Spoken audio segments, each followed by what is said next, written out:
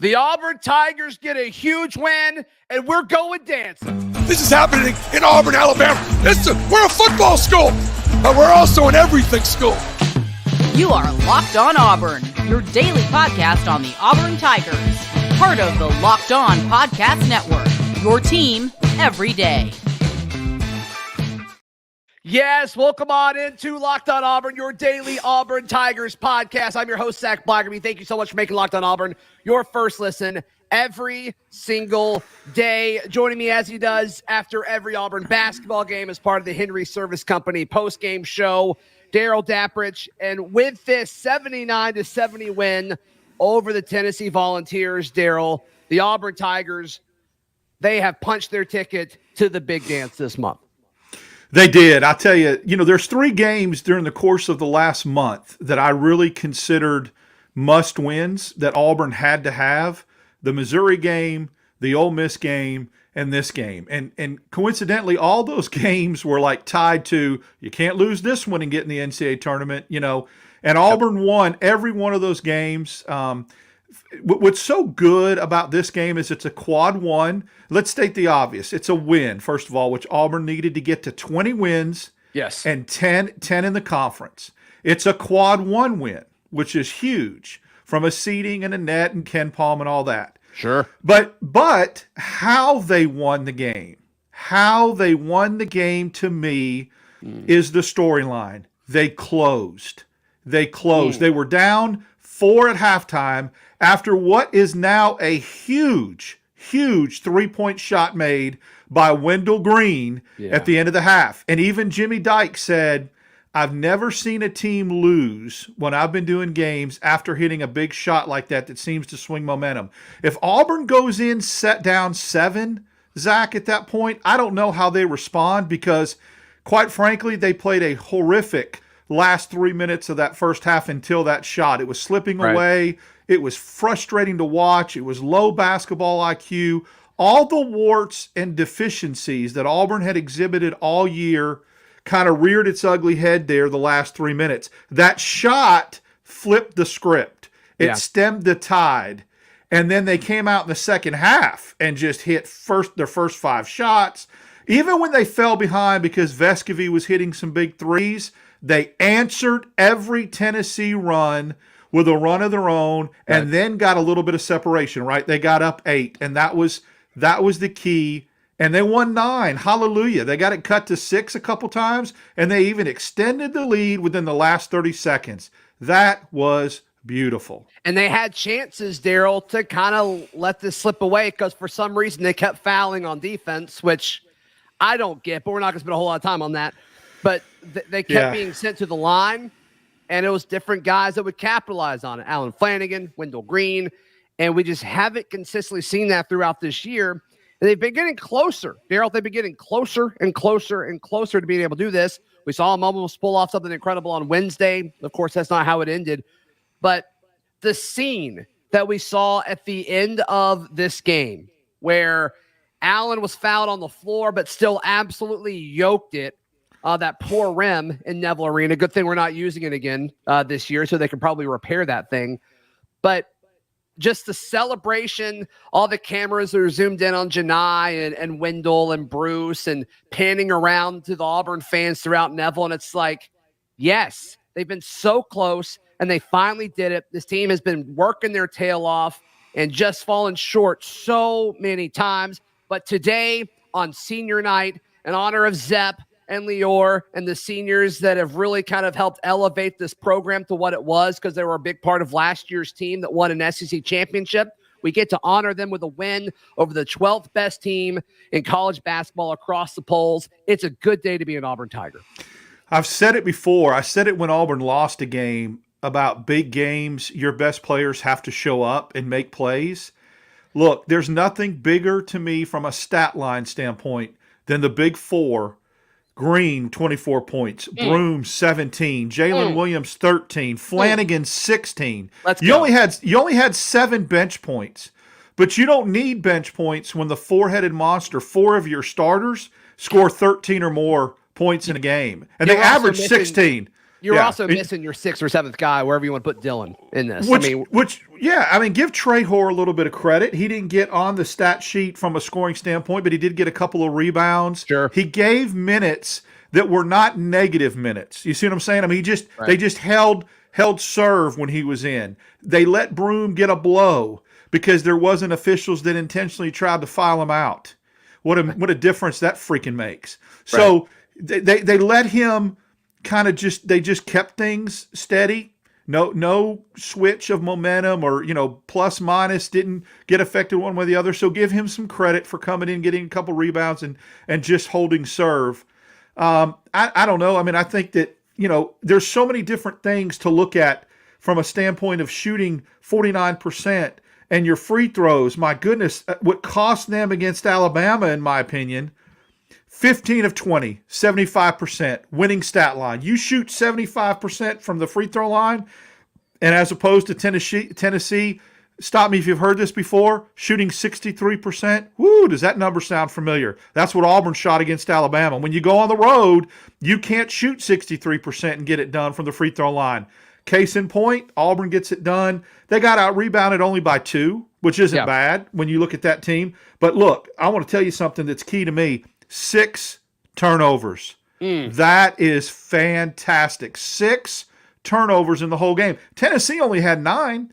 They didn't turn it over. If they would have turned it over double digits, this is a double-digit score victory for Auburn. So kudos to Auburn for fixing 2 warts, 2 deficiencies coming out of the game last Wednesday night. Free throw shooting and turnovers. They got both of those right. And what a better time to do it than when you get ready to go dancing and then you get your cowboy boots on in Nashville. I wouldn't want to play us right now. I think you're starting to see Alan Flanagan play better. I think you're starting to see more out of Katie Johnson down the stretch, and we didn't see him score a whole lot, but I think the threat of him scoring is more. I think Wendell is becoming a little bit more consistent, and I think our defense is cleaning up a little bit. I think we've seen that over the last few weeks, and it's like all of a sudden, the Kentucky game, I think, is the outlier here, but over the last few weeks, it's like they've just been so close, Darrell, and I think with this past week, they've turned the corner. So it looks like Auburn will be, I think they're going to be a 7 seed going into the tournament. I think there's a few things that can change that up, but I think the 7th seed appears to be the most likely situation, meaning that they will play Thursday. Yeah, if Ole Miss was to beat, they'd play Thursday even if they were 6th seed. They would just play later at night. If Ole Miss was to beat Missouri, I think Auburn could slide to the 6th seed. But I want to say this, too. I think Auburn was 4-6 in their last 10, right? I mean, they didn't close down their last 10. Like we felt like they could have. They were 4-6 in their last 10. But ironically, in these last 10 games, Auburn has gotten hot from the three-point line. Yeah. They've shot over 43% from the three-point line, which was a really bad stat for Auburn before this 10-game stretch. So despite losing some games, their shooting's gotten hotter, which, again, you've got to have going into the NCAA and SEC tournament. You've got to be able to hit threes in those cavernous arenas. And Auburn's starting to get that together too. So I agree that this is something to be excited about, and I wouldn't want to play them either. So we will see. We will see what happens. So if Auburn's a 7 seed, they'll play 11. Isn't that right? Isn't that how that works? Yes. No. So that's how many teams are there? There's 16 teams, right? 14. It's 14. Yeah, I'm sorry. I'm thinking after expansion. Right. Yes, they think they play the 11 seed. 14, 13, 12. So that'd be Georgia. I like that. I feel good about that. Well, they would play the winner of somebody, don't they? They get the winner. I'm not positive. Don't. Yeah, they get the winner. It's either Arkansas or Mississippi State or LSU, someone like that. They get a winner of somebody. They wouldn't play. I don't think they play Georgia. I think that people that are watching this YouTube podcast right now in the live chat, if they could help us out, Christy says Florida. So we'd play Florida at 10. So we play 10, not 11. Okay. I don't like that as much, just being honest with you. No, I'd rather play Florida than Arkansas, Mississippi State, to be honest with you. I like Florida without. I'd rather play Georgia than Florida. Oh, yeah. I'd rather play Georgia too. But Florida without Castle Clown is a nice matchup for us on a neutral floor. It's a different team. That's totally right. That's totally right. What a great moment though for Zep. You know, I love Zep. Zep's come on my show every week for the last 2 years, and talking with him yesterday, both some of it recorded and some of it off camera, just talking about like how big this game is for this locker room. And like, I think some fans think it's just, they come out and they're given a little, display at the start of the game, but it really means a lot. It really means a lot to these kids. And so Zep's become an Auburn favorite, and Auburn's become his home after just being here for 2 years. And so I thought that was really, really cool to see. And Lior had a moment too. I thought that was neat. I think that Zep Jasper had a nice drive to the basket to score 2, missed a couple threes, but don't underestimate Honey Badger's defense in the second half on Vescovy. Vescovy was hot as a firecracker in the first half and, still ended up with a nice game, but I think Zep did a really good job on him defensively in the second half. And Vescovy was their stable pony as far as what was keeping them in the game. When he couldn't score at the same pace in the second half as he did the first half, you saw separation for Auburn. So give Zep Jasper all kind of credit for that. He's a leader. Just watching his senior day video, you can tell what Auburn means to him, hearing him talk to you, what Auburn means to him, and we need more players like that. And I think going into the postseason, see, to me, you're playing with house money now. I mean, I understand that Auburn started out 16-3, and maybe a lot of fans thought they should have been a 4 seed or a 5 seed in the NCAA tournament. That's how it was trending. But the way these last 10 games have turned out, you can take a deep breath, exhale, and now you're playing for the house money. Let's just see what could happen, loosey and goosey, in the postseason when you're playing teams that are probably more favored than you and have more pressure. I'm there with you, man. I'm there with you. I mean, this was a great win. So do you think the offense that we've seen from Allen and then Wendell today, do you think that's sustainable going into tournament play? Wendell has been a little bit inconsistent. He can drop 23 on you, and then you look and he's got 6. So the sustainability is, I think it's been more inconsistent. I think Broome and Jalen Williams have the potential as bigs in the postseason to be consistent and get some double-digit games and average double digits throughout the SEC and NCAA tournament. If Flanagan at the 3 guard and Wendell Green can get into double digits, and I guess that's the question, is it sustainable? Sure it is.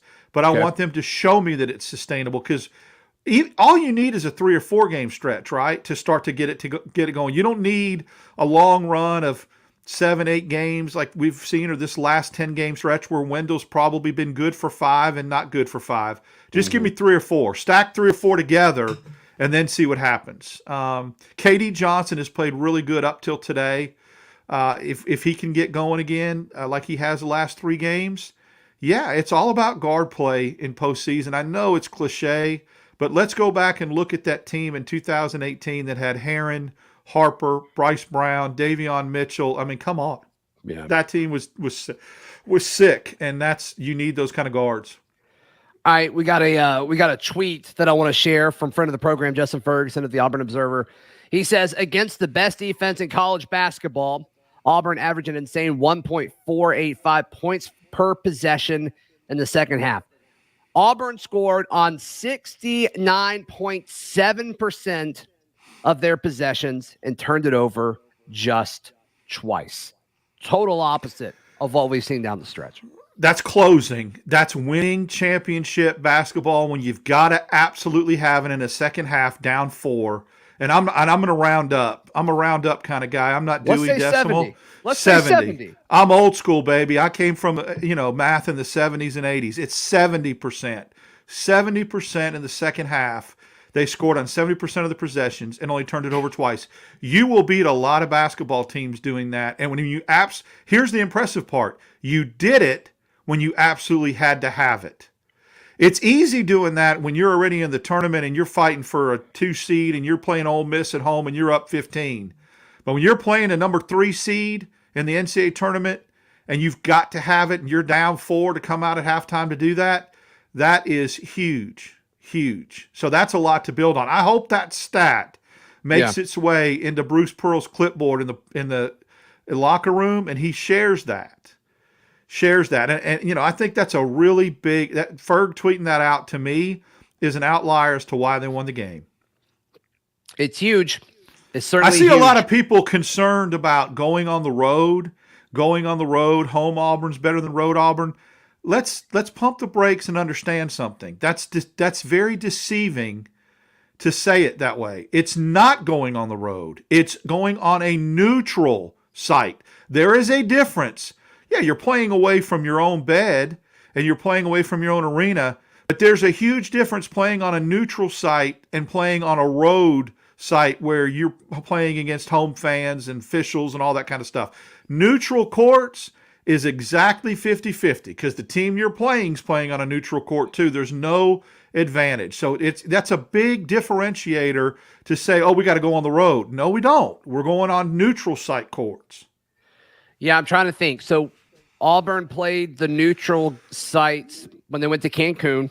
And they lost to Memphis, I think, is the only game they lost on a neutral court. In Atlanta. Yeah. So 4-1, 5-1. I mean, Northwestern, a big win. Where was Northwestern? What floor was that? Was that Cancun? Mm-hmm. Okay. Yeah, that was like the championship of that thing. They beat Bradley, they beat Colgate, who is the Ivy League champion. They beat Bradley, who's the Missouri Valley Conference League champion. Right? I mean, they won a couple of those. They beat Northwestern, who's in the tournament. They beat St. Louis at home. I'm trying to remember. Somebody was, but I think they were 4-1. I think St. Louis wasn't home. Yeah, I think they're 4-1 on a neutral floor. That sounds right. That sounds right. I mean, I'll take that. I mean, that's a lot better than what their road win percentage is. Right? They were 4-8 in true road games. Okay, so there is a 48% chance that we play Florida right now. That's what I'm being told. Okay. So there's a chance we could play Florida, Arkansas, or Missouri. Arkansas is about to lose to Kentucky, so it may be Arkansas. So that's what Lance is telling me at Auburn Daily, who's been tracking all this stuff. Fun story. Lance wrote the percentage chance of everything that could happen for the remainder of the season. And it made it to Bruce Pearl's office. And then Bruce talked about it in the press conference. He didn't give Lance a shout out, but that's what he was talking about. So I thought that was pretty funny. That's great. And I also love this comment that we're seeing in the chat. I have to call it out by War Eagle, Wyoming, that says we are undefeated in ballrooms. And we are. When we played in that Cancun ballroom or whatever we played, or maybe it was Maui, but I remember us doing the live chat and saying, are they going to rush us out of there and have a prom or a homecoming dance? I don't know what they were going to have. Yeah, and I mean, low-hanging chandeliers we're having to shoot around. So yeah, maybe we can get sent to a region that has a ballroom, and we are cooking with gas, right? Yeah, I think so. Hey, speaking of gas, can you imagine having a problem with anything gas related? Can you imagine that? Well, who are you calling? First thing, if you got a problem with that. Well, I'm calling Henry Service Company because you don't want to screw around with leaky, gas leaks, that kind of thing. No. That could be dangerous, deadly. No. Yeah, it'd be bad. I mean, it's one thing to have them come out and check your air, check your heat. I get that. Totally. That's comfort. But gas leaks, outlets, electrical grounds, and problems that could cause fires. Don't screw around with that stuff, folks. So what you're saying, Darrell, and I agree, is if you want to save all of the people that you love in your lives, if you want to keep them alive, you need to call Henry Service Company. Absolutely, I do. If you're in the Montgomery Tri-County area, be sure to call them, 334-288-2700. And Henry's has agreed to keep this show going throughout the postseason. So we'll be live after every Auburn game next week. Hopefully there's several.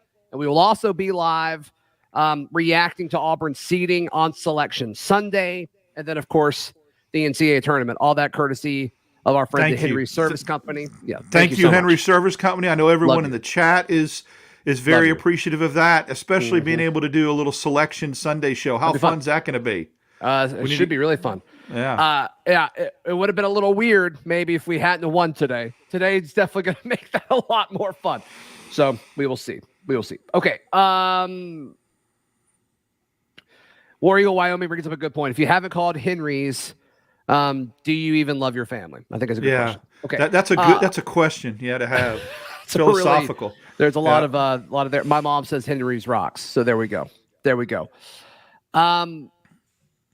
As far as, I guess, maintaining all of this, because you don't play for a minute now. This is kind of the nature of this. You play on a Saturday. You used to play on a Tuesday or Wednesday, and now you're not playing until Thursday.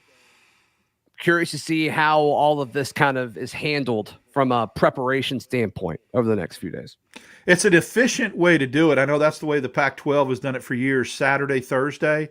The problem is the turnaround, which doesn't matter in an SEC tournament, because if you win Thursday, you're playing Friday, then you're playing Saturday. You're just going back-to-back anyway. In the regular season, it's great to have that 5-day break, but that quick turnaround where you have one night to recover, especially if you're on the road, I think maybe, just maybe, it's big for Auburn too, because it gives Dylan Cardwell an extra day with that ankle. I don't know. Oh, that's a good point. Yeah, I don't know what his prognosis is, but if it does give him an extra day to get some therapy and to get treatment on that ankle. Yeah, no, that's I think that's a great point. Plus, I'm out of town next week, and I come back Thursday, so I'm very excited that I'm still able to jump on after game one of the tournament. Well, I would have done it from out of town. I'm committed, brother. Committed. Yeah, no, the only concern I've got is, when is my second child going to arrive? That's going to be interesting, but we'll figure that out. Somebody asked what time Selection Sunday is. It is next Sunday, so it is a week from tomorrow, and it starts at 6 o'clock Central Time. The men's show does. So we would come on around 8? It's not 2 hours, is it?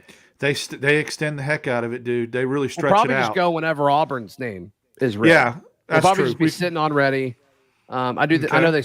Because last year, Auburn was literally, we were the bottom right, weren't we? We were the last people that they brought up. So, yes. There we go.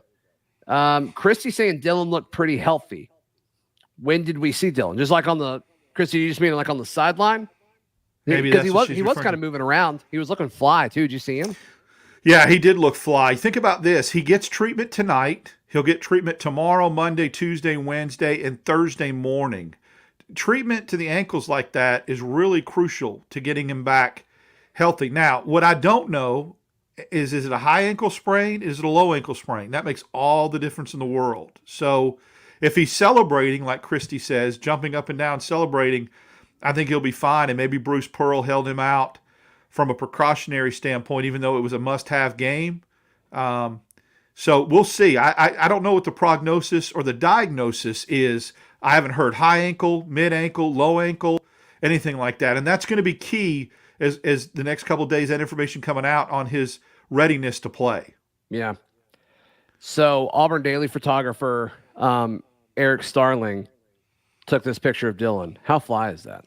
That looks, that's cool. That's a cool dude right there. He's probably pretty warm. That looks like I'd be sweating like crazy in that. Yeah, it's the kids nowadays, dude. I don't get it. You're one of them. You wear hoodies and it's 84 degrees outside. I wouldn't go that far. I wouldn't go that far. Dude, you wore a hoodie to the Auburn baseball game last Sunday, and but it was a very thin warm. hoodie, Darrell. There's different types of hoodies. That was just a baggy long sleeve shirt. Is really all that was. You're going to tell me, okay, boomer, right?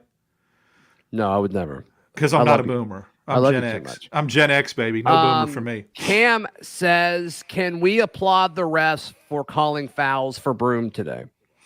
Not only that, I think there was a couple blocks that he had that I think were borderline that could have gone the way of them calling him for a foul. Lower body contact, but no upper body contact.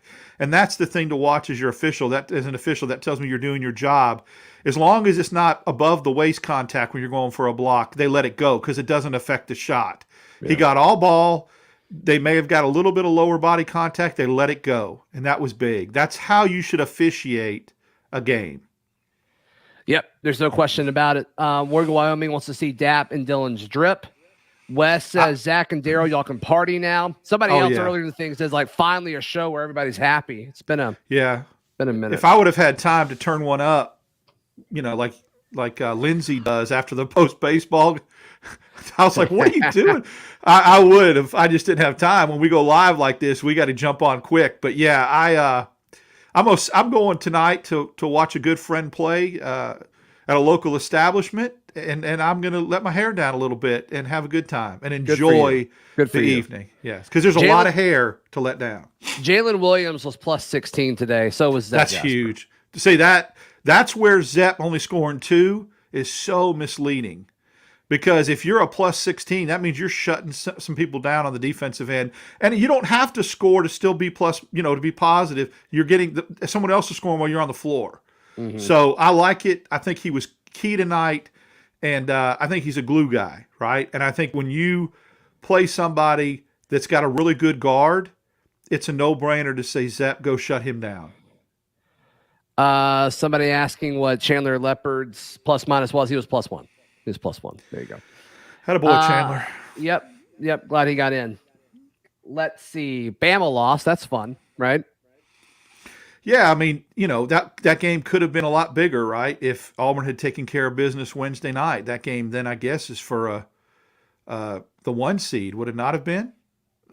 So that could have been a lot bigger. Mm-hmm. Alabama went in there. Look, this is a Locked On Auburn show. I've said this before, but as we go into the SEC tournament, it's pertinent and relevant to talk about every team in the conference because you may see them in the NCAA tournament. We may see Texas A&M if we were to get by Florida. I would love that to play them a third time. If you're playing Alabama, you're probably more than likely playing them in a semifinal scenario. So you'd love to get to that point. I think Alabama has, in the last 4 games, even though they're 3-1, we've seen some things as far as margin of victory and that kind of thing that I think they've been affected. I think there's a distraction there. Credit to them for winning the conference.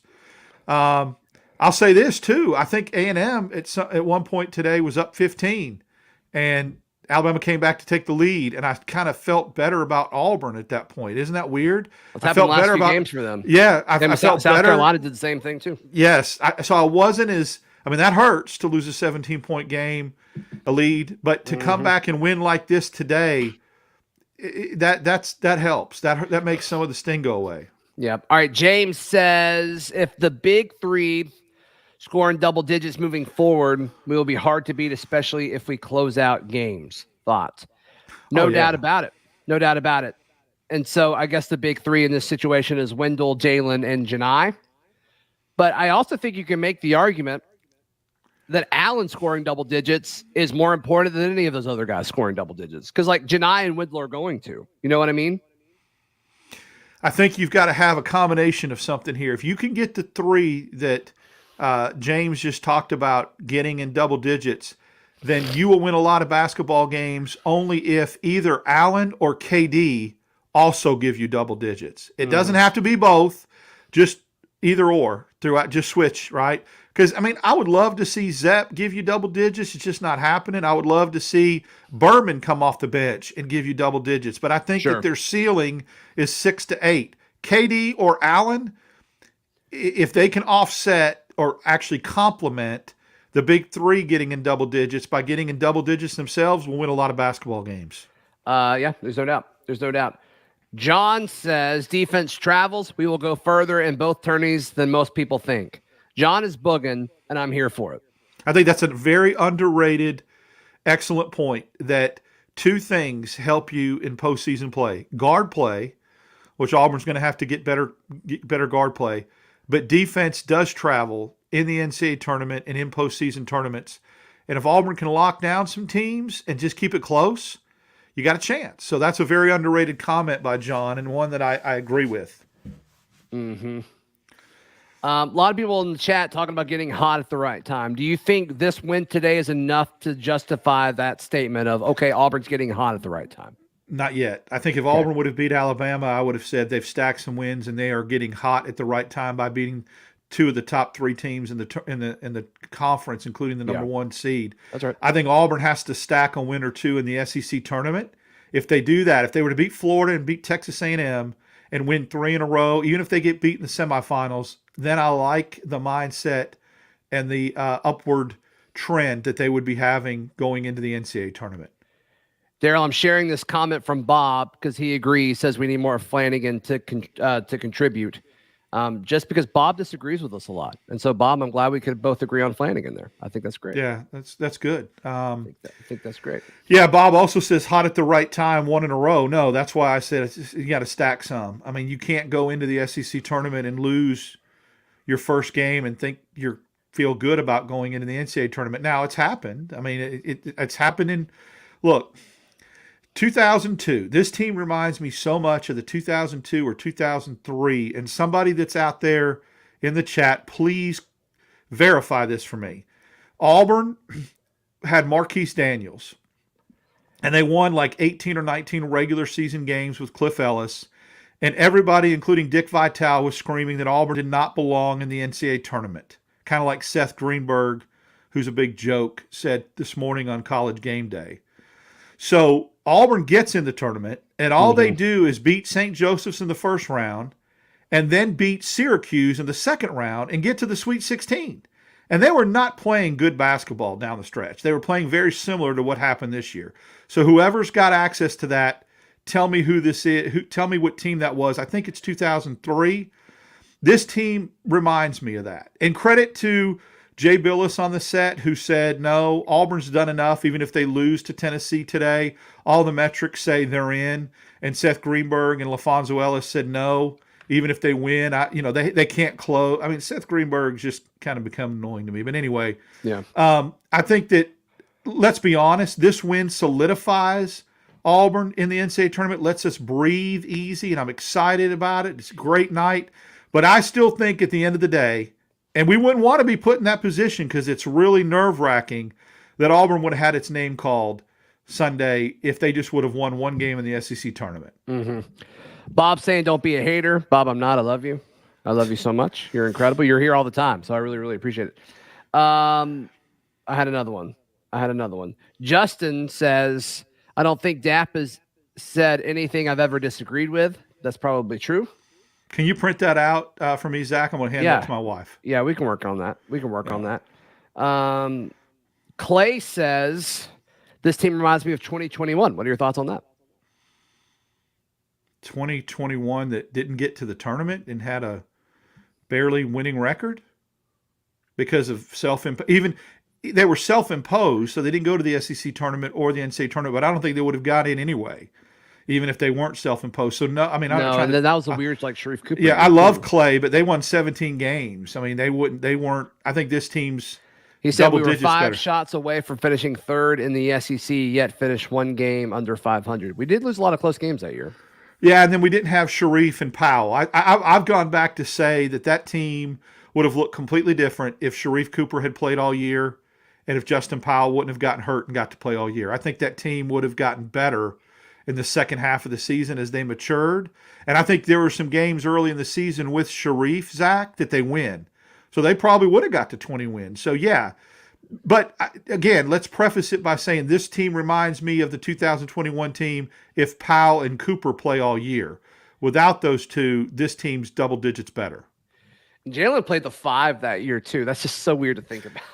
I agree with Donnie's comment. Donnie Addison's, you want to put his up there. The 2020 team was nasty. Wish they could have played. They were peaking. Now, that was a team peaking at the right time. They went on the road the last game of the year and absolutely Mr. Miyagi'd Tennessee. And that I went back and watched, for those that are in the Locked On Auburn Discord, someone posted a really nice link to some YouTube highlights from the LSU game that year that Auburn won in overtime with a Javon McCormick runner in the lane to win it at the buzzer. Auburn was down 8 with 53 seconds in that game, but could absolutely stroke threes. Dowdy and Purifoy and McCormick, that was such a fun team to watch. I think that team, who was a 2 seed in the SEC tournament, would have done a lot of damage in the postseason had, we not got shut down with COVID. Yeah, that would have been a fun team. They're peaking at the right time. Ashton says, I have Darrell quotes Sharpied all over my wall. Let us know some of your favorite, Ashton. That'd be great. Yeah, let's know some of our favorites. That'd be great. If you come up with a really good one, we may have a Locked On Auburn hat for somebody, right? Maybe we can do that. I think so. We've got some. Yeah. Absolutely. Yeah. SEC Cartoon Network says, what's the NCAA seed at this point, Darrell? So, like, across the board, you're seeing a lot of 9s, a lot of 10s, and then some 11s. And some of the more prominent bracketologists like Lunardi were saying 11. And before the game. Yeah, right? Right. And so you probably got to think 9 or 10 right now. And look, I think some people are going to say, well, it depends what you do in the SEC tournament. But Darrell, like, even when Auburn's had runs in the tournament or like lost too early in the tournament, their seed never really seems to change. Changes. So I don't know it's if I buy that. Yeah, it almost seems like they don't look at it. Amen. That is a great point, Zach. They don't. There's been some Auburn teams. The Auburn team that won the SEC tournament never moved on.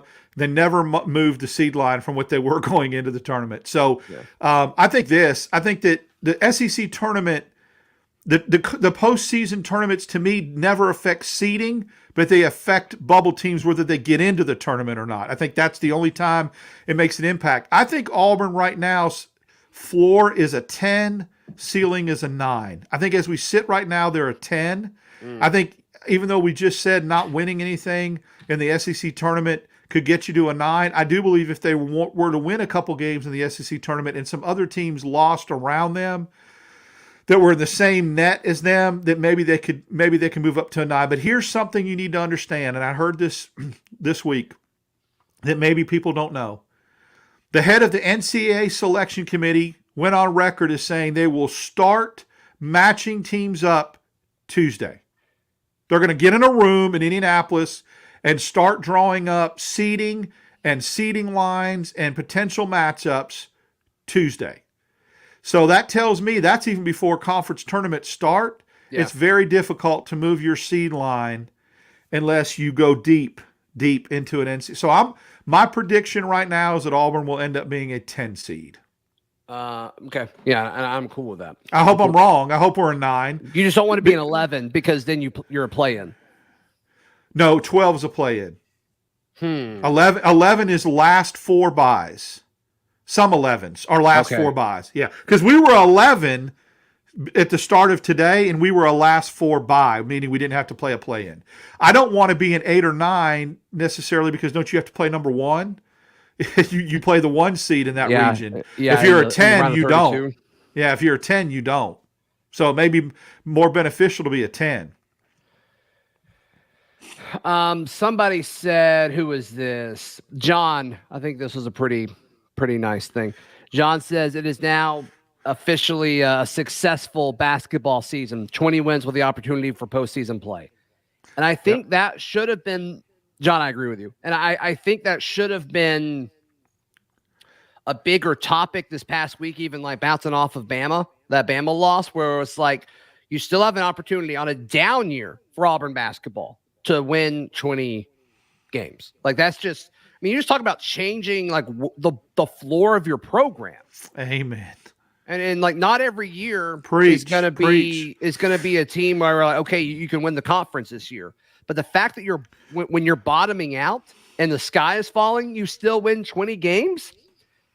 I mean, that's pretty solid stuff, guys. Like I hope we realize like what we're in the middle of right now. That's a big deal.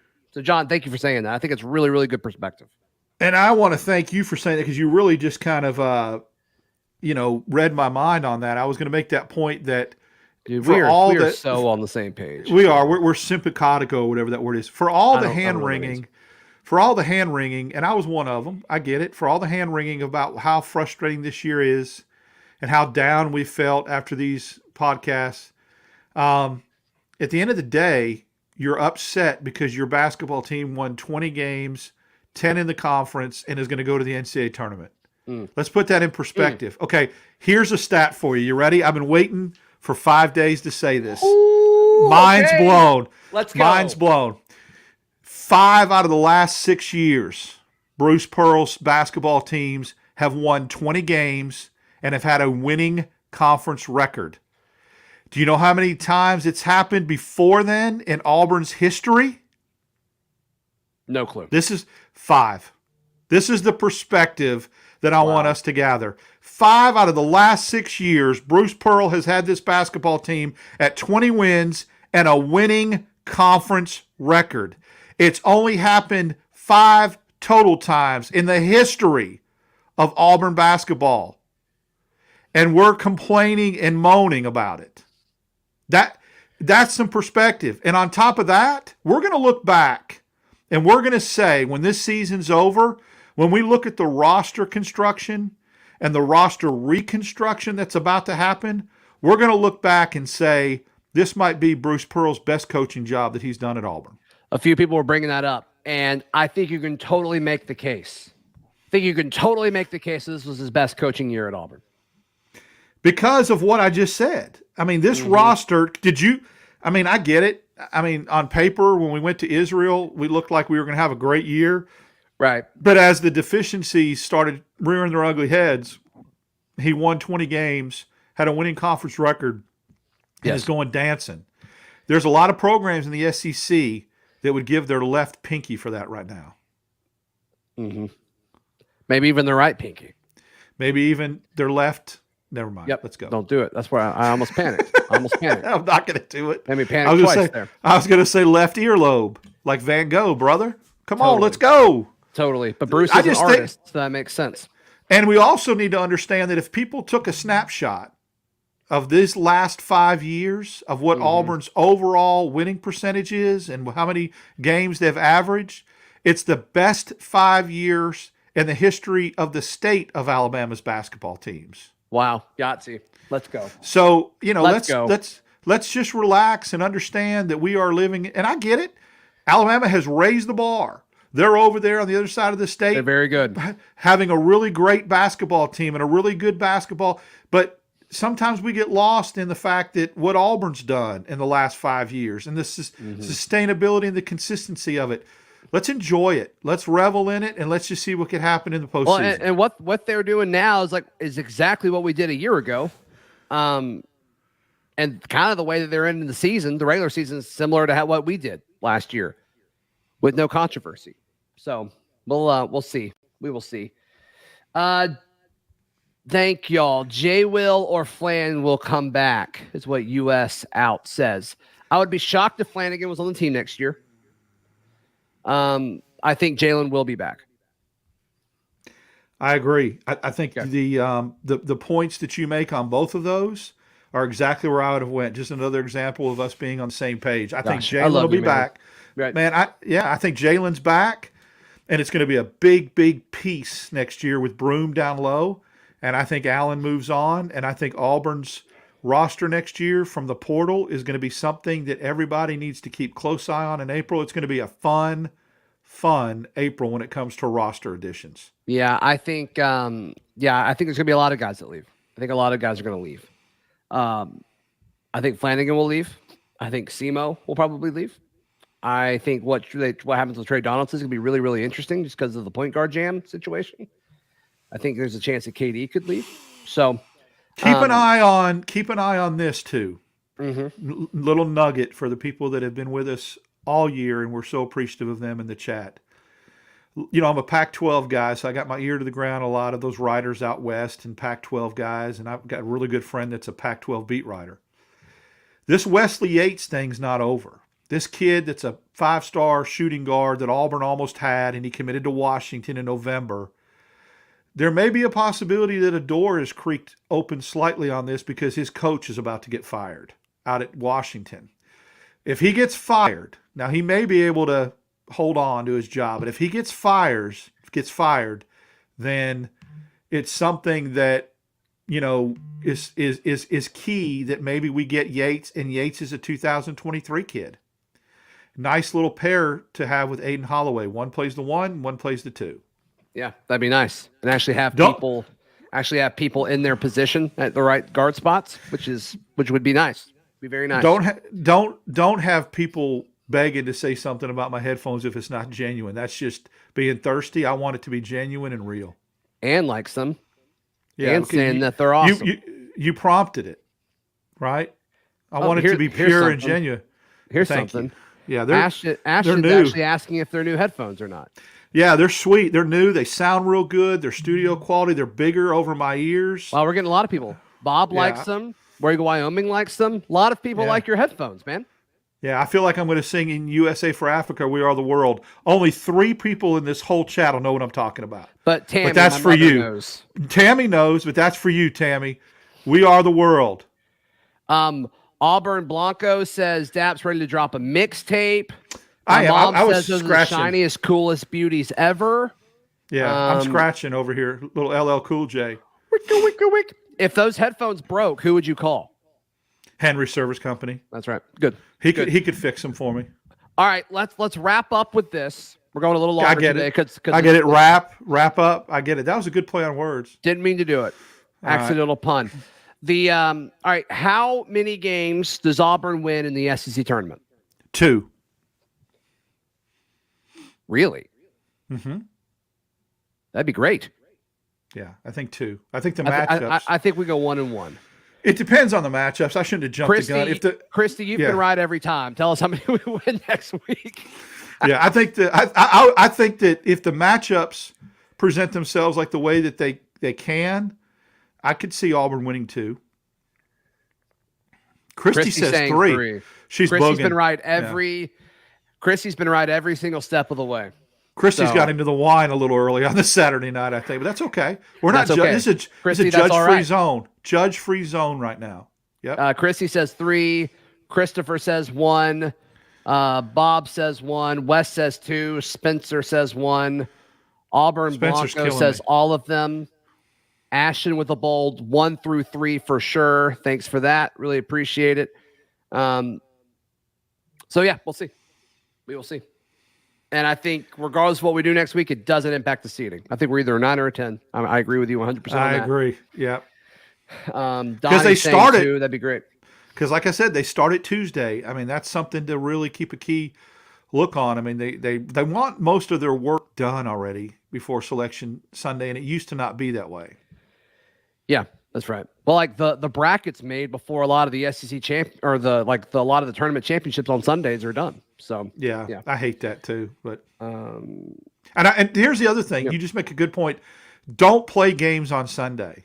Do not have to. That is so stupid. It's just not needed.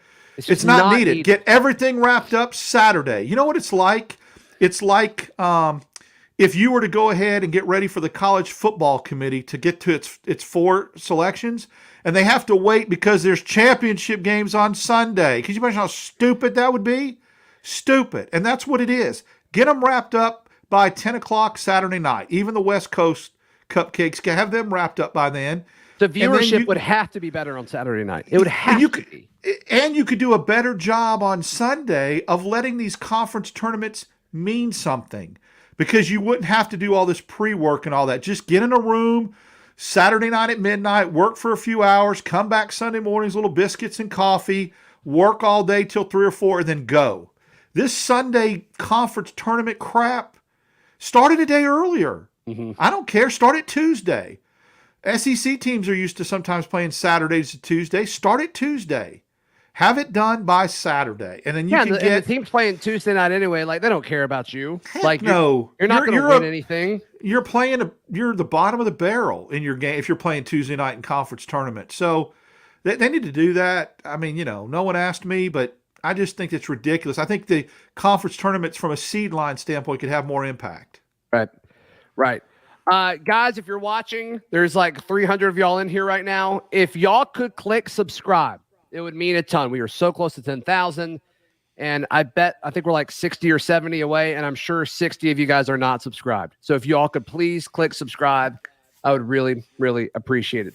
Darrell, once again, as we wrap up this regular season, we have to thank our friends at Henry Service Company. Seriously, I know we have a lot of fun with their reads and stuff, but if it's electrical, plumbing, HVAC, something's wrong with your home or where you do business, odds are they can tackle it head on. So give them a call, 334-288-2700, Alabama license number 00021. Darrell, how can folks give you some love?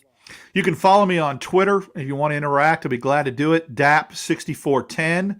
Monday morning, 7:10, should be a fun conversation with our friend Ben Taylor on Auburn Opelika this morning, WANI. And then later on that afternoon, about 1:30, on the Max Roundtable with Doug Amos. Absolutely. And you can follow me on Twitter at Blackerby, all my written work at auburndaily.com. Click that subscribe button. This has been Locked On Auburn.